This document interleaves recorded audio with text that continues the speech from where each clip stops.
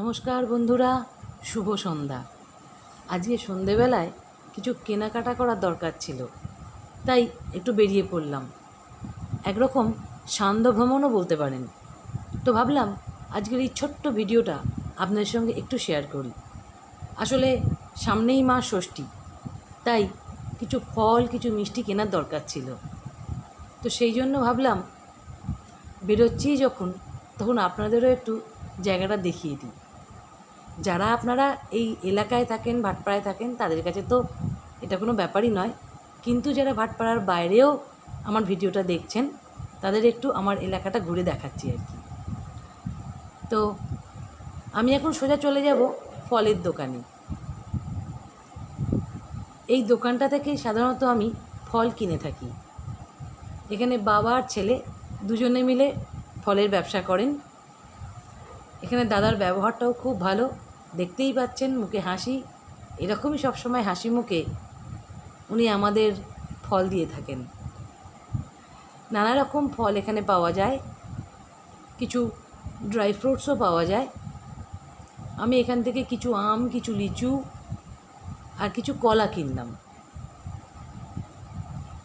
এই দোকানটি খুব বেশি দিনের না হলেও অল্প দিনেই খুব জনপ্রিয় হয়ে উঠেছে। এই দোকানটার নাম হলো কমলা ফ্রুট শপ। তো এখান থেকে এইসব কেনার পর এবার আমি আস্তে আস্তে বেরিয়ে পড়ছি এখান থেকে। এবার যাব মিষ্টির দোকানে। তার আগে একবার ভালো করে নামটা আপনাদের দেখিয়ে দিচ্ছি। বড় রাস্তার সামনেই দোকান। তো এবার যাওয়া যাক মিষ্টির দোকানে। বড় রাস্তায় সন্ধেবেলাটা ভীষণ সুন্দর লাগে, তাই না বলুন? চারিদিকে কত আলো, কত দোকানপাট, দেখতে কী সুন্দর লাগে। আর আজ অনেক দিন পর খুব সুন্দর হাওয়াও দিচ্ছে, তাই সব মিলিয়ে পরিবেশটা ভীষণ ভালো লাগছে। তো এখন আমি চলে এলাম মিষ্টির দোকানে, রামকৃষ্ণ সুইটস। অ্যাকচুয়ালি এই যে দাদাকে দেখছেন, যিনি এই মিষ্টির দোকানে মালিক আর কি, ইনি আমাদের পাড়ারই ছেলে, আমাদের পাড়াতেই থাকেন। ইনিও কিন্তু সব সময় হাসি মুখে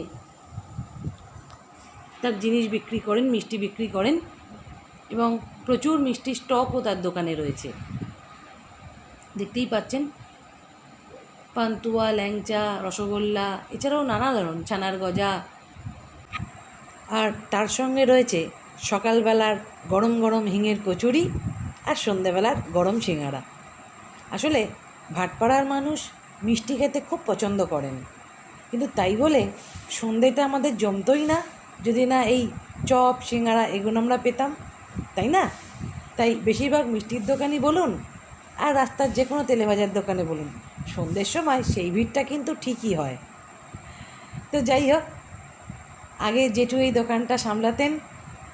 জেঠু মারা যাওয়ার পর দাদাই এখন সব দেখেন। এই দোকানটা তাও কম করে 70 বছরের পুরনো একটি দোকান। আমি ছোটোবেলায় বাবার সাথে এখানে অনেকবার আসতাম, সেই থেকে একভাবেই দেখে যাচ্ছি এই দোকানটাকে। তো বন্ধুরা, আজকের ব্লগটা এখানেই শেষ করছি। যদি আজকের এই ব্লগটা আপনাদের ভালো লাগে, তাহলে আপনাদের প্রত্যেকের কাছে অবশ্যই অনুরোধ রইল আমার চ্যানেলটিকে সাবস্ক্রাইব করার, আর সঙ্গে লাইক, কমেন্টস আর শেয়ার করার। খুব তাড়াতাড়ি আরেকটি নতুন ভিডিও নিয়ে আপনাদের সামনে চলে আসব। ততক্ষণে আপনারা প্রত্যেকে খুব ভালো থাকুন, সুস্থ থাকুন এবং আনন্দে থাকুন। নমস্কার।